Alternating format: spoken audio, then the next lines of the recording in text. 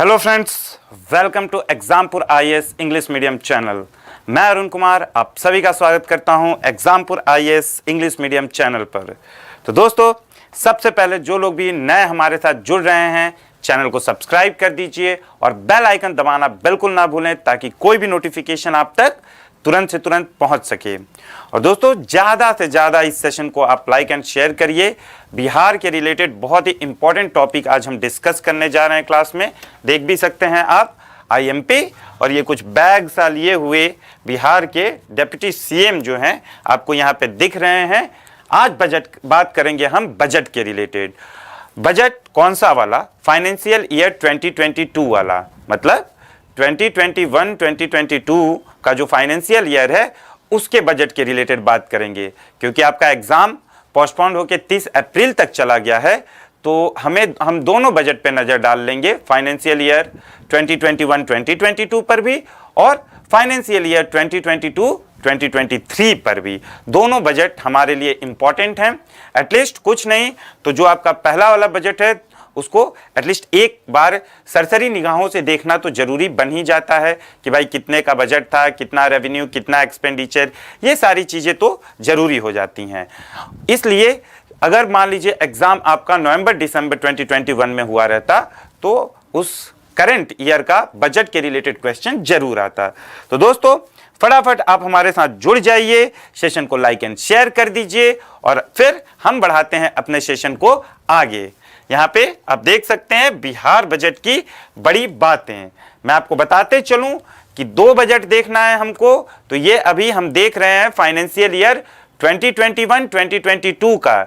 इसके बाद वाला जो बजट हम देखेंगे, ये वाला बजट खत्म हो जाएगा तो फिर हम रिसेंट वाला जो बजट है उसको भी एक बार देखेंगे। ऑलराइट, तो चलिए बढ़ाते हैं हम प्रोग्राम को। ध्यान में रखिएगा, कंफ्यूज मत हो जाइएगा कि इस बार का अभी जो लेटेस्ट का बजट है ये इस बार का बजट है। नहीं, ये ईयर 2021-2022 का है। और ये बजट रिलीज कब हुआ था?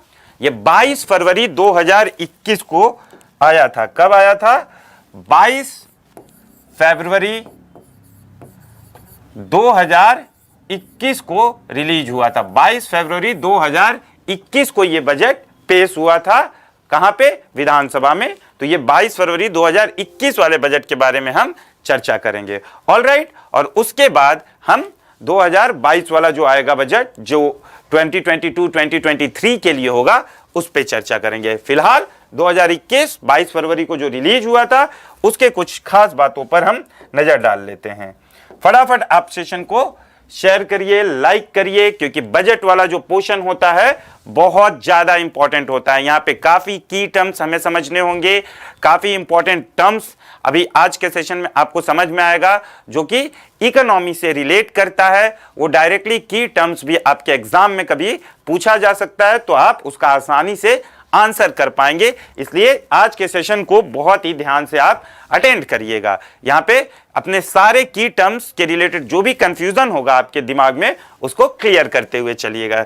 तो चलिए बात करते हैं अगर मोटे मोटे तौर पे बिहार बजट 2021-2022 की, तो आप देख सकते हैं फाइनेंस मिनिस्टर कौन है? मिस्टर तारकिशोर प्रसाद। तारकिशोर प्रसाद जो कि आपके डिप्टी सीएम भी हैं बिहार के। इस बार बिहार में दो डिप्टी सीएम हैं, तारकिशोर प्रसाद और रेणु देवी जी, दो डिप्टी सीएम है बिहार में। रेणु देवी जी की बात की जाए तो first deputy chief minister female from Bihar, had presented the budget for Bihar for the financial year 2021-2022। कब पेश किया था इन्होंने? फरवरी 22 2021 को। 22 फरवरी 2021 को जो बजट पेश हुआ था उसी की हाइलाइट्स आज हम देखेंगे और उसके बाद इस फरवरी में जो बजट रिलीज हुआ उसके बारे में चर्चा करेंगे। 2021-2022 बजट अमाउंट इज रुपीज कितना है वो देख लेते हैं। 2,18,303 करोड़, 2,18,303 करोड़ पूरा इसका बजट अमाउंट है, which is more than ₹6,542 crore of financial year 2020-21, which make it biggest budget in the history of Bihar। तो जो 2020 के फरवरी में जो बजट पिछला इसके पहले जो बजट रिलीज हुआ था उसके कंपेयर में भी ये काफी बड़ा है। और कितने रुपए से बड़ा है? 6,542 करोड़ रुपए से, मतलब ये ज्यादा है ये। और इसी वजह से ये अभी तक का बिहार के इतिहास का सबसे biggest budget in the history of Bihar declare हुआ। कौन सा बजट? जो 22 फरवरी 2021 को तारकिशोर प्रसाद जी ने सदन में पेश किया। तो ये 22 फरवरी 2021 वाला बजट सबसे बिगेस्ट बजट बन के सामने आया। बिहार पॉइंट ऑफ व्यू से बिहार के हिस्ट्री में इतना बड़ा बजट कभी नहीं पेश हुआ था। और अपने पिछले बजट के मुकाबले ये 6,542 करोड़ ज्यादा रहा। ऑलराइट, आ रही बातें समझ में? अब कुछ चीजों पे हम नजर डालते हैं। फाइनेंशियल ईयर की एक बार बात कर लेते हैं। फाइनेंशियल ईयर देखिए, जैसे फाइनेंशियल ईयर की हम बात करते हैं तो इंडिया में फाइनेंशियल ईयर 1 अप्रैल से 31 मार्च तक का होता है। ठीक है, 1 अप्रैल से 31 मार्च तक का जनरली इंडिया का फाइनेंशियल ईयर होता है हमारे यहाँ पे। तो अब फाइनेंस जो बजट आता है इसके रिगार्डिंग काफ़ी चीज़ें, काफ़ी मैटर में आप कंफ्यूज हो जाते हैं। ठीक है, तो अगर जैसे जिस बजट की हम बात कर रहे हैं, ये कौन सा बजट है? फाइनेंशियल ईयर 2021-2022, मतलब 1 अप्रैल 2021 से लेकर के 31 मार्च 2022 तक के लिए ये बजट पेश किया गया। इसी को शॉर्ट में कहा जाता है, इसको आप शॉर्ट में कह सकते हैं फाइनेंशियल ईयर 2022। ऑलराइट, जिस पे हम चर्चा करने जा रहे हैं। और जो इसके बाद वाला बजट है जो 2022 में पेश होगा, जो बजट 2022 का जो बजट है, बजट जो फरवरी 2022 का है, उसके लिए फाइनेंशियल ईयर क्या हो जाएगा? उसके लिए फाइनेंशियल ईयर हो जाएगा 2022-2023, जिसको हम शॉर्ट में क्या कहेंगे? ये आपको इसको हम शॉर्ट में कहेंगे FY 2023। तो दो बजट पे जो हमें डिस्कशन करना है, जो दो मेन बजट पे हमें डिस्कशन करना है, वो एक पहला बजट जो आज हम पढ़ने जा रहे हैं वो FY 2022 का है, जिसका मतलब होता है 2021 से 2022 वाला।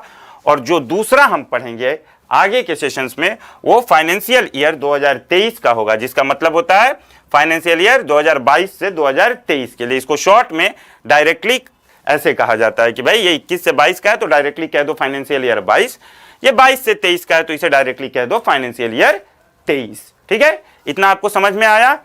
और इकोनॉमिक सर्वे जो रिलीज होता है वो क्या होता है कि ये बजट पेश होने से पहले पिछले साल जो भी परफॉर्मेंस रहा, पिछले साल जो भी बजट पेश हुआ उसके बाद जो भी परफॉर्मेंस रहा गवर्नमेंट का स्टेट में जैसे भी, तो फाइनेंशियल परफॉर्मेंस को इकोनॉमिक सर्वे में प्रेजेंट किया जाता है। ऑलराइट, तो इस चीज को आप लोग ध्यान रखिएगा। अब जैसे ये फाइनेंशियल ईयर 2022 के बजट की बात करें जिसकी हम चर्चा कर रहे हैं, तो इसमें बजट एस्टीमेट किस साल के लिए आएगा? 2021 से 2022 के लिए। लेकिन अगर यहाँ पे इकोनॉमिक सर्वे की बात करें तो भाई इकोनॉमिक सर्वे आपका क्या बताएगा? इकोनॉमिक सर्वे आपका परफॉर्मेंस कब से कब का बताएगा? 2020 से 2021 तक का इकोनॉमिक सर्वे आपका परफॉर्मेंस बताएगा। बजट 22 को पेश हुआ है, 22 फरवरी 2021 को, उसके एक दिन पहले 21 को क्या पेश हुआ? Economic survey. इकोनॉमिक सर्वे में क्या बताया जाता है कि पिछले साल जो भी चीजें स्टेट में हुई, जो भी पैसा डिफरेंट स्कीम या कहीं भी अलॉट किया गया था, तो कैसा परफॉर्मेंस रहा, फाइनेंशियल स्टैंड पे स्टेट का परफॉर्मेंस कैसा रहा, ये सारी चीज इकोनॉमिक सर्वे में बताई जाती है, जो कि पिछले साल का होता है। एक साल में कैसा परफॉर्मेंस रहा, अब वो परफॉर्मेंस दिखा दिया जाता है एक दिन, और दूसरे दिन फिर अगले साल की प्लानिंग दी जाती है। तो इकोनॉमिक सर्वे आपका प्रीवियस ईयर का परफॉर्मेंस होता है, जबकि बजट जो दूसरे दिन पेश होता है वो आपका आने वाले साल के लिए एस्टिमेट्स वगैरह होता है कि कहां पे से कितना खर्च होगा, कहां से रेवेन्यू मिलेगा, कहां पे एक्सपेंडिचर जाएगा। ऑलराइट, तो ये बारीकियों को आप ध्यान में रखिएगा। जब हम लेटेस्ट वाले बजट को डील करेंगे तो वहां भी मैं इन चीजों को आपके साथ डिस्कस करते हुए आगे बढ़ूंगा। ऑलराइट, चलिए अब बजट है क्या, इस पे चर्चा कर लेते हैं। It is a detailed account of government's finances, including its revenues from various sources and outlays that will be incurred on different activities. घर में भी हम लोग बजट बनाते हैं कि भैया इस बार महीने का अपने घर में सैलरी आने वाला है, 5 तारीख, मान लीजिए अब फरवरी एंड होगा, ठीक है भाई, 5 मार्च को हमारी सैलरी आएगी, तो पूरे महीने का होता है ना, बजट बनाया जाता है कि सैलरी आने वाली है भाई, तो चलिए हम बजट बनाते हैं कि अब आने वाला पूरा मार्च का महीना हम कौन सा चीज़ कैसे खर्च करेंगे। मान लीजिए आपके घर में कुछ रूम रेंट पे दिए गए हैं, कहीं आपके फादर की सैलरी आ रही है, कहीं मदर की सैलरी आ रही है, आप कुछ शॉप वॉप के थ्रू पैसा अर्न कर रहे हैं, तो आप सब देखेंगे कि कहाँ कहाँ से पैसे आ रहे हैं। फिर ये देखेंगे कहाँ कहाँ पैसे जाने हैं कि चलो भाई सिलेंडर के लिए इतना पैसा रख दिया, दूध वाले के लिए इतना पैसा डाल दिया, अनाज वाले के लिए इतना, अनाज जो खाते हैं उसके लिए इतना पैसा हमने कर दिया। फिर हमें घर बनवाना है एक नया, तो उसमें हम कितना पैसा लगाएंगे। तो पूरा वो हम बैठ के बजट घर में भी बनाते हैं नॉर्मली, और कंट्री में भी बनता है, फाइनली स्टेट में भी बनता है। तो यही है कि कहां से कितना पैसा आ रहा है और किधर हमारा कितना पैसा जाना है, इन सब की प्रॉपर प्लानिंग आपका बजट होता है। ठीक है, प्लस हम ये भी बैठ के कभी चर्चा कर लेते हैं कि यार मार्च का तो आ रहा है, हम ऐसे ऐसे इसको खर्चा करने वाले हैं, लेकिन फरवरी में जो सैलरी आई थी वो उसका देखा जाए कि हमने जिस जिस चीज़ों के लिए कहा था कि ये काम करेंगे, क्या वो सारे काम हुए। तो बैठ के अगर उस पर डिस्कशन करेंगे कि नहीं यार फरवरी में तो फलाने के यहाँ शादी पड़ गई थी अचानक से, तो उनके यहाँ कुछ पैसा देना पड़ गया, तो हम थोड़ा सा डेप्ट में चले गए थे, फलाने की यहाँ पे ये हो गया था, कुछ हमारे यहाँ पे कोई बीमारी हो गई थी, तो जितना हमने बीमारी के लिए पैसा सेट किया था कि भाई 5,000 रखते हैं, लेकिन खर्च हो गए 15,000, तो वहाँ भी हम थोड़ा सा डेप्ट में चले गए। या फिर कभी कभी ऐसा होता है कि भाई पिछले महीने हमारा जितना हमने खर्च डिफरेंट चीज़ों के लिए तय किया था, उसमें बीमारी वाले के लिए हमने 5,000 तय किया था, वो हमारा बच गया, तो सरप्लस हो जाता है। कहने का मतलब वो आपका इकोनॉमिक सर्वे होता है जो आपको पिछले महीने का बताता है कि कहाँ कहाँ कैसे कैसे खर्च हुआ। और जो आप मार्च में प्लान करेंगे कि 5 को बहुत जगहों से पैसा आ रहा है, इसको कहाँ कहाँ खर्च करेंगे हम, तो वो आपका फिर बजट हो जाता है। ठीक है, मोटे मोटी तौर पर समझा रहा हूँ मैं।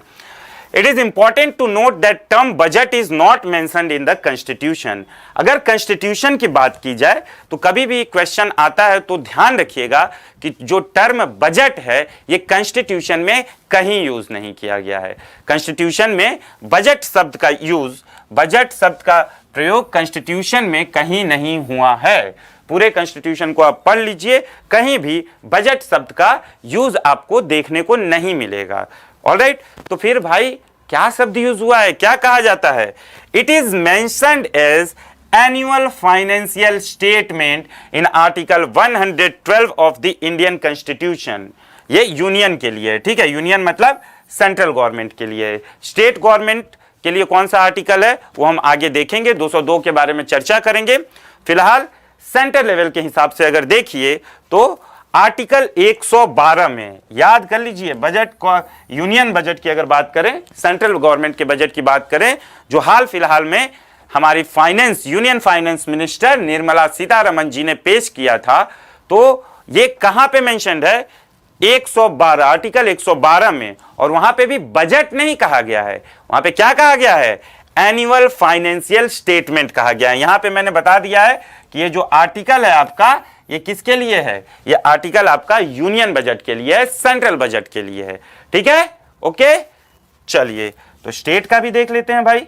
स्टेट का क्या हिसाब किताब है? Constitutional provision of budget for state. अब सेंटर वाला हमने देखा कि आर्टिकल 112 में इसे एनुअल फाइनेंशियल स्टेटमेंट कहा गया है। अब बात कर लेते हैं कि स्टेट में क्या कहा गया है। स्टेट में भी फाइनेंशियल स्टेटमेंट मतलब किस आर्टिकल में क्या है वो देख लेते हैं। आर्टिकल 202 पहले ही बहुत ही इंपॉर्टेंट है ये। Article 202 Article 202 of the Constitution of India, as per the Article 202, the governor of state shall cause to be laid before the house or houses of the legislature of the state a statement of estimated receipt and expenditure of state for a financial year. तो देखिए यहाँ पे आप देखिए, इसका मतलब सीधे सीधे ये है कि जो गवर्नर है उन्हीं के परमिशन से वही बजट का डेट वोट पे असाइन करते हैं कि ठीक है इस डेट को पेश किया जाए। जब सेंट्रल गवर्नमेंट की बात आएगी तो प्रेसिडेंट अपना परमिशन देते हैं कि ठीक है भैया इस डेट को आपका एनुअल फाइनेंशियल स्टेटमेंट आपको सदन में रखना है, पार्लियामेंट में रखना है। और फिर उसके बाद क्या होता है कि उस पर्टिकुलर डेट को जो फाइनेंस मिनिस्टर, जैसे यूनियन फाइनेंस मिनिस्टर सीतारमन जी हैं, उन्होंने अपना रिसिप्ट, एस्टिमेटेड रिसिप्ट और एक्सपेंडिचर का एनुअल फाइनेंशियल स्टेटमेंट सदन में रखा। स्टेट में यही बात, प्रेसिडेंट वाला रोल किसके कंधे पे आ जाता है? गवर्नर के कंधे पे आ जाता है। गवर्नर आपको बताते हैं, फिक्स करते हैं कि ठीक है भाई आप एनडीए की सरकार जो चल रही है, आप लोग क्या करिए कि फलाने तारीख को अपना बजट जो एनुअल फाइनेंशियल स्टेटमेंट है, रिसिप्ट और एक्सपेंडिचर के बारे में कि कहां से कितना पैसा आप उम्मीद कर रहे हैं कि आएगा और आपको कहां पे कितना पैसा खर्च होगा, इसका पूरा विवरण जो है, डिटेल्स आप पर्टिकुलर डेट को सदन में रखिए। उनके तरफ से परमिशन वगैरह मिलता है और फिर स्टेट के finance minister, talking about Bihar, कौन है फाइनेंस मिनिस्टर? इस बजट को पेश करने वाले किन्होंने पेश किया? तारकिशोर प्रसाद जी ने। तो तारकिशोर प्रसाद जी फिर अपना एनुअल पेश करेंगे फाइनेंशियल स्टेटमेंट कि भैया ये हमारा, हम उम्मीद कर रहे हैं यहां से इतना पैसा आएगा, यहां से इतना पैसा आएगा, इससे सोर्स से इतना पैसा आएगा। उसके बाद हम क्या करेंगे कि जो हमारे पैसे आ रहे हैं तो हम इस स्कीम के लिए इतना पैसा दे देंगे, ये पढ़ाई एजुकेशन के लिए इतना दे देंगे, हेल्थ वाले डिपार्टमेंट के लिए इतना दे देंगे। ये पूरा अपना एनुअल फाइनेंशियल स्टेटमेंट फिर तारकेश्वरी प्रसाद जी ने भाई रखा, जिस डेट को, तो कौन सा डेट डिसाइड हुआ था? जो बजट हम पढ़ने जा रहे हैं उसमें डिसाइड हुआ था 22 फरवरी 2021। और ये फाइनेंशियल ईयर कौन से फाइनेंशियल ईयर के लिए बजट रहा? 2022 के लिए रहा। ठीक है, वैसे ही जो लेटेस्ट बजट है जिसको आगे के सेशंस में हमें पढ़ना है, वो आपका किस ईयर के लिए होगा, किस फाइनेंशियल ईयर के लिए होगा? वो आपका होगा फाइनेंशियल ईयर 2023 के लिए, जिसको हम आगे वाले सेशंस में पढ़ेंगे। पहले हम पुराने वाले बजट को देख लेते हैं, क्योंकि भाई इस बजट के पेश होने के बाद बीपीएससी ने भाई अपना एग्जाम तो लिया नहीं था, तो हो सकता है कि इधर से भी कोई क्वेश्चन घुमा के थ्रो कर दे, तो कहीं आप गूगली पे बोल्ड ना हो जाए, इसलिए इस बजट को भी हम ध्यान में रख लेते हैं। एटलीस्ट इसके इंपॉर्टेंट हाइलाइट्स, पूरा रेटिफिकेशन नहीं करेंगे तो इसका इंपॉर्टेंट हाइलाइट्स मतलब मान लीजिए हमें 100% एनर्जी लगानी है तो 30% हम इस बजट पे एनर्जी लगा देंगे और 70% एनर्जी हम नए वाले बजट पे लगा देंगे। लेकिन एक चीज सोच लीजिएगा कि आज के सेशन में कुछ की टर्म्स मैं बताने वाला हूं जो बजट पॉइंट ऑफ व्यू से, आपके इकोनॉमी पॉइंट ऑफ व्यू से बहुत इंपॉर्टेंट है, आपके बेसिक समझदारी के लिए भी, एज वेल एज एग्जामिनेशन में, चाहे वो प्रीलिम्स हो या मेंस हो, वहां पे भी आपको ये काम आएंगे। ऑलराइट, तो चलिए, this estimated statement of receipt and expenditure for a financial year named in the constitution is annual financial statement is usually referred to as budget। तो बजट तो भाई कहीं संविधान में लिखा नहीं गया है। संविधान में क्या लिखा गया है? एनुअल फाइनेंशियल स्टेटमेंट लिखा गया है, उसी को रिफर किया जाता है बजट, उसी को कहा जाता है बजट। लेकिन बजट शब्द का उपयोग संविधान में कहीं नहीं हुआ है। सेंट्रल गवर्नमेंट की बात करें, यूनियन बजट, तो आर्टिकल 112 याद रखना है। और अगर स्टेट की बजट के बारे में, स्टेट के एनुअल फाइनेंशियल स्टेटमेंट की हम बात करेंगे तो हमें कौन सा आर्टिकल याद रखना है? Article 202। 112 central budget, 202 state budget लेकिन कहीं नहीं लिखा है। क्या लिखा है? एनुअल फाइनेंशियल स्टेटमेंट लिखा है। और क्लियर? ठीक है, चलिए बढ़ते हैं आगे। स्ट्रक्चर कैसा होता है उस पे चर्चा कर लेते हैं। स्ट्रक्चर देखिए, फिर एक एक जो ये बॉक्स में चीजें बनाई हुई हैं, इसको मैं फिर एक एक करके आपको बोर्ड पे समझाऊंगा। तभी मैं कह रहा हूं कि भले हम प्रीवियस बजट को डिस्कस कर रहे हैं, लेकिन आज का सेशन इसलिए इंपॉर्टेंट है कि इस बजट में मैं की टर्म्स भी डिस्कस करने वाला हूं। और ये आपको कहां हेल्पफुल होगा, जब नया वाला बजट हम लोग डिस्कस करेंगे तो वहां पे आपको कोई कंफ्यूजन नहीं होगा, आपको कोई प्रॉब्लम नहीं होगी। जो भी मैं बोलूंगा आप डायरेक्टली समझ जाएंगे कि मैं कहना क्या चाह रहा हूं। वहां पे फिर मैं डिटेल में आपको एक्सप्लेन करने की मुझे आवश्यकता नहीं पड़ेगी, अगर आज आप लोगों ने ये की टर्म्स को समझ लिया। ठीक है, तो जो 30% मैंने बोला एनर्जी लगाना है, वो 30% इसके फैक्ट और फिगर पे लगाना है। लेकिन ये जो स्ट्रक्चर है, इसके की टर्म्स हैं, उस पे तो आपको 100% एनर्जी लगाना है, क्योंकि ये सारी चीजें आपको हर एग्जाम में, हर वनडे एग्जाम में, प्रीलिम्स में, मेंस में, हर जगह काम आने वाला है। ये ओवरऑल नॉलेज है। और जो हम फैक्ट्स के और फिगर्स की बात करेंगे कि किस स्कीम को कितना पैसा दिया गया, उस पे आप 30% एनर्जी लगाइएगा। वो बस एक नजर से, सरसरी निगाहों से देख जाना है। ऑलराइट, और फिर नया वाला जब बजट बताऊंगा तो उसके फैक्ट्स फिगर पे 70% एनर्जी लगाना है। लेकिन इन सब चीजों पे तो 100% लगाना है कि भाई कॉन्स्टिट्यूशन में कौन सा आर्टिकल है, स्ट्रक्चर कैसा होता है बजट का, इसके की टर्म्स क्या होते हैं, आपका रेवेन्यू रिसिप्ट क्या होता है, रेवेन्यू एक्सपेंडिचर क्या होता है, कैपिटल रिसिप्ट क्या होता है, कैपिटल एक्सपेंडिचर क्या होता है, टैक्स क्या है, डायरेक्ट टैक्स, इनडायरेक्ट टैक्स, ये सारी चीजों पे तो 100% फोकस्ड होना है। तभी मैं बार बार कह रहा हूं, ये मत सोच लीजिएगा कि अच्छा पुराना बजट है तो क्या देखना, छोड़ो आज का सेशन स्किप करते हैं ना। पुराना बजट का तो बहुत कम ही चीज मैं डिस्कस करूंगा। मुझे भी मालूम है कि इसको बस एक सरसरी निगाहों से हमें देखना है। मैं मेन आपको फोकस करवाना चाहता हूं इसके की टर्म्स पे, जो बजट में यूज होते हैं, बजट कैसे बनता है, इन सारी चीजों पे। तो स्ट्रक्चर देखिए, स्ट्रक्चर कैसा होता है आपका।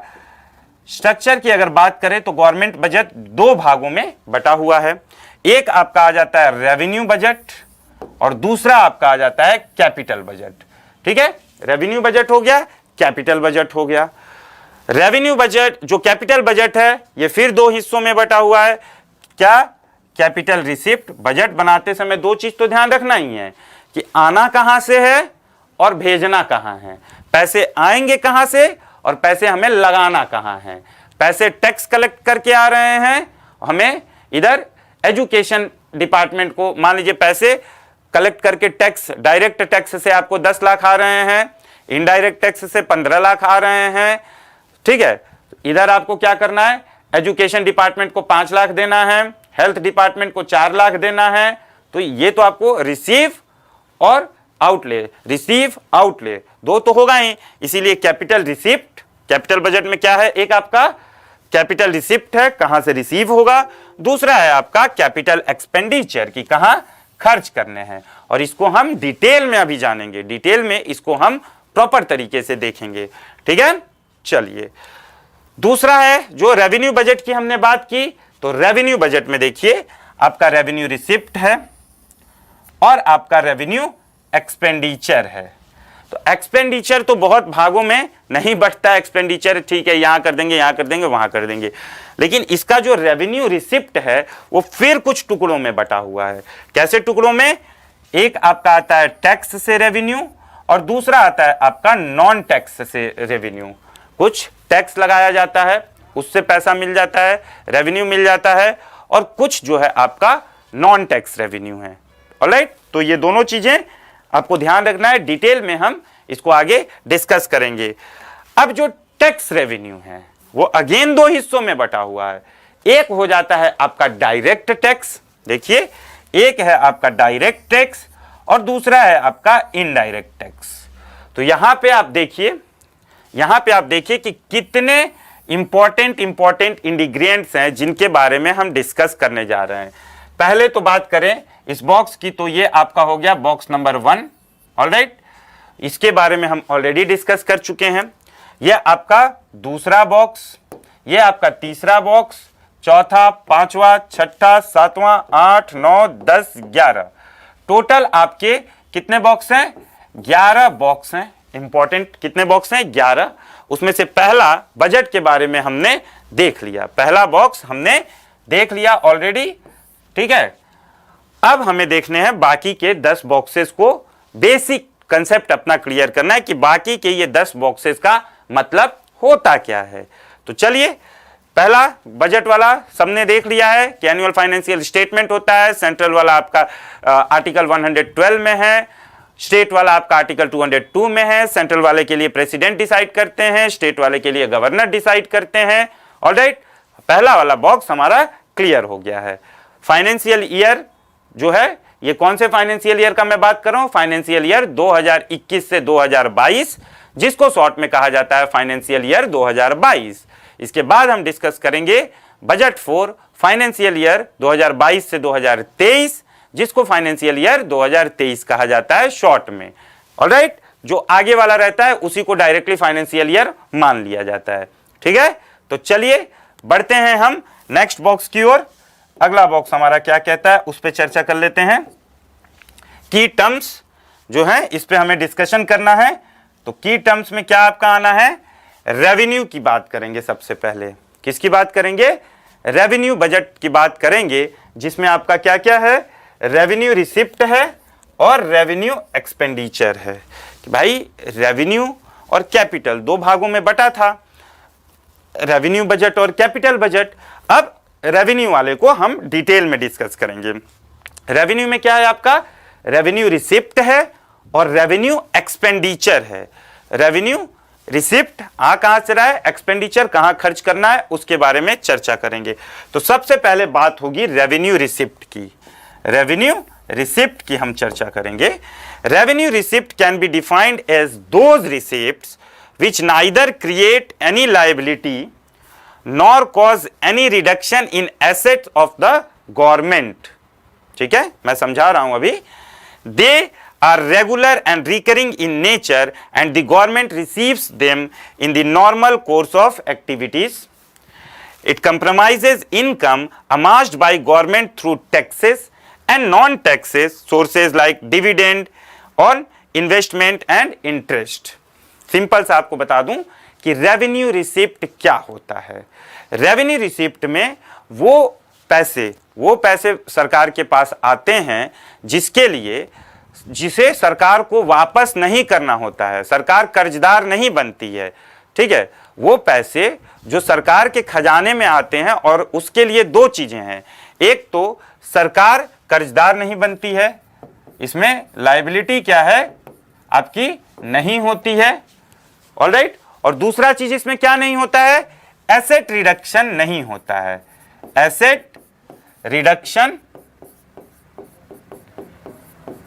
नहीं होता है। ठीक है, एसेट रिडक्शन मतलब मान लीजिए सरकार को पैसे की जरूरत है और सरकार अपनी किसी कंपनी में, जैसे पीएसयूज होती हैं सरकार की, पीएसयू सरकार की है, मान लीजिए कोल इंडिया है सरकारी कंपनी, उसमें से कुछ हिस्सेदारी अगर सरकार बेचेगी और उसके पास पैसे आएंगे तो वो रेवेन्यू रिसिप्ट नहीं कहलाएगा। क्यों? क्योंकि यहां पे सरकार का एसेट कम हो रहा है, सरकार का एसेट कम हो रहा है। मान लीजिए कोल इंडिया में 100% हिस्सेदारी सरकार की थी, उसमें से 10% हिस्सेदारी सरकार ने बेच दी। डिस इन्वेस्टमेंट जिसको कहते हैं, सरकार ने बेच दिया किसी को, प्राइवेट कंपनी को, और वहां से सरकार के पास मान लीजिए 1 लाख रुपए आए, तो वो 1 लाख रुपए सरकार का रेवेन्यू रिसिप्ट नहीं कहलाएगा। क्यों नहीं कहलाएगा? क्योंकि भैया ये रिसीव तो कर रही है सरकार 1 लाख रुपए, लेकिन दूसरी तरफ क्या हो रहा है कि सरकार का जो एसेट है वो डिक्रीज हो जा रहा है। ठीक है, दूसरी चीज, मान लीजिए सरकार ने कहीं से कर्जा लिया कि अरे यार, हम इंडिया के तौर पे सोच लीजिए हमारे पास दिक्कत हो रही है, हम क्या करते हैं कि कहीं से कर्जा उठा लेते हैं। सरकार अगर कर्जा उठाती है तो फिर सरकार के झोली में, मान लीजिए सरकार ने 1 लाख रुपया कर्जा लिया तो सरकार की झोली में 1 लाख रुपए आए, लेकिन वो भी आपका रेवेन्यू रिसिप्ट नहीं है। क्यों नहीं है? क्योंकि वो 1 लाख रुपए सरकार की झोली में तो आएंगे, लेकिन सरकार की लायबिलिटी बढ़ जाएगी, सरकार को रुपए चुकाने होंगे। इसीलिए रेवेन्यू रिसिप्ट में ये दो चीजें नहीं आती हैं कि भाई ऐसी चीज नहीं आएगी जिसको सरकार को वापस चुकाना पड़े, या फिर जिससे सरकार का एसेट कम हो, सरकार की हिस्सेदारी किसी चीज में कम हो, तो वो वाले आपके रेवेन्यू रिसिप्ट में नहीं आते हैं। क्लियर? तो आते क्या हैं वो देख लेते हैं। तब ये पैसा आता कहां से है? ये पैसा आता है आपका टैक्सेस से। टैक्स जो हम लोग टैक्स भरते हैं, जो हम आप सब लोग टैक्स देते हैं, तो वो टैक्स जो है सरकार के झोली में जाता है। तो ये टैक्स को सरकार को ऐसा नहीं है कि लायबिलिटी है, हमसे कोई कर्जा नहीं ले रही है। ये क्या है? टैक्स कोई कर्जा नहीं है, ये एक चार्ज है, हम पे ये चार्ज लगाया जाता है। ये सरकार सॉरी हम पे चार्ज लगाती है। तो ये टैक्स जो है सरकार के पास आता है, फिर इसके लिए सरकार की कोई जिम्मेदारी नहीं होती है कि भैया हम तुम्हें चुकाएंगे, ऐसा कुछ नहीं होता है। तो टैक्स वाला पैसा हो गया आपका, ठीक। दूसरी चीज, मान लीजिए सरकार ने किसी को कर्जा दे रखा है, सरकार ने किसी को कर्जा दे रखा है कि ऐसा है 100 रुपया हम कर्जा दे के रखे हैं कि XYZ को, या फिर मान लीजिए XYZ को 1 लाख रुपया सरकार ने कर्जा दे दिया है और बोलेगा कि साल में तुम हमको 10% इंटरेस्ट दे देना। तो 1 लाख पे 10% इंटरेस्ट कितना बनेगा? 10,000 रुपया बनेगा।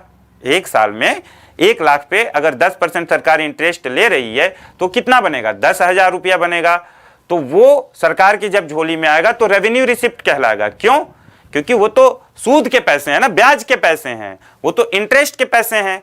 सरकार को ऐसा है नहीं कि वो इंटरेस्ट के पैसे आएंगे तो फिर सरकार को वापस लौटाना है या लायबिलिटी बढ़ जाएगी कि अरे इसने सूद का पैसा दिया है तो इसको मुझे वापस करना है, ऐसा तो कुछ नहीं है।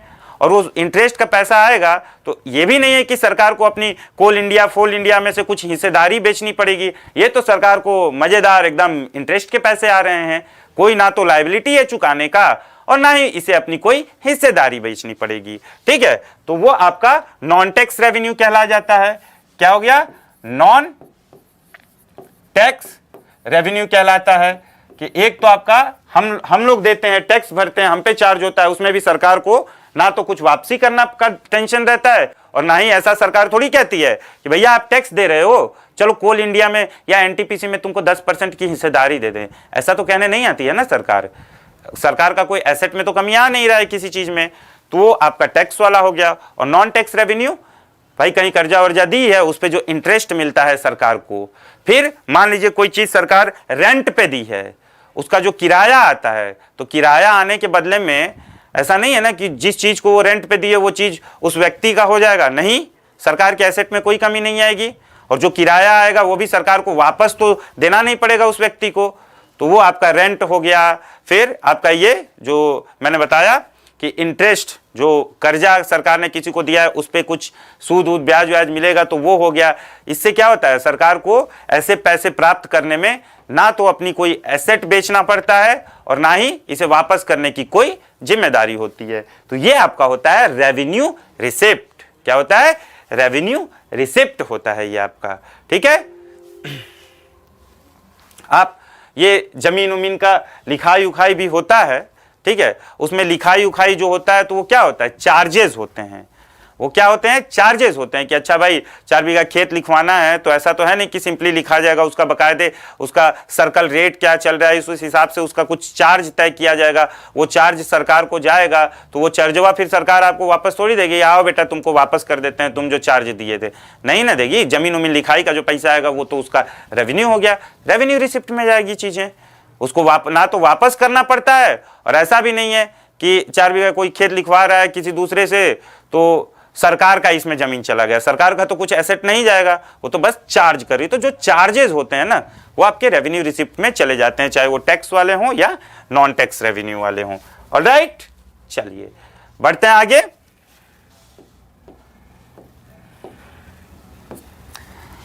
अब रेवेन्यू एक्सपेंडिचर किसको कहते हैं? रेवेन्यू वाले ये पैसे आए। अब सरकार के 2 तरीके के खर्चे होते हैं, एक होता है कैपिटल एक्सपेंडिचर, एक होता है रेवेन्यू एक्सपेंडिचर। तो अब हम देखेंगे कि रेवेन्यू एक्सपेंडिचर किसे कहा जाता है, पहले पढ़ लेंगे फिर मैं आपको देसी भाषा में समझा दूंगा, ठीक है। तो पहले एक बार पॉइंट पे नजर डाल लेते हैं, फिर इसको हम देसी लैंग्वेज में समझ लेंगे।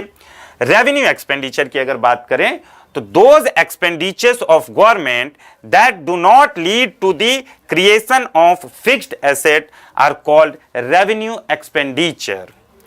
The government spend money under various accounting head such as paying interest on loan, salaries and pension, subsidy spent on different ministries and department.